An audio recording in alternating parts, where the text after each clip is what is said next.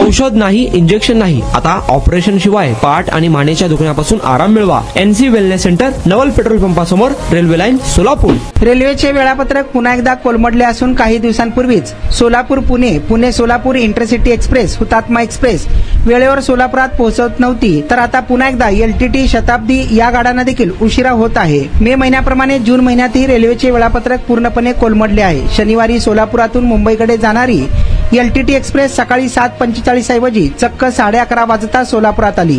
ही गाडी 4 तासांपेक्षा जास्त उशिराने धावत होती. याशिवाय शताब्दी एक्सप्रेस 4 तास 25 मिनिटे, तर मुंबईहून सोलापूरकडे येणारी कोणार्क एक्सप्रेस 5 तास 17 मिनिटे उशिराने धावत होती. रेल्वे गाड्यांच्या या लेट लतीफमुळे प्रवाशांचे प्रचंड हाल झाले. मुंबईहून सोलापूरकडे येणाऱ्या प्रवाशांना लोकमान्य टिळक टर्मिनसवर तासनतास ताटकळत बसावे लागले.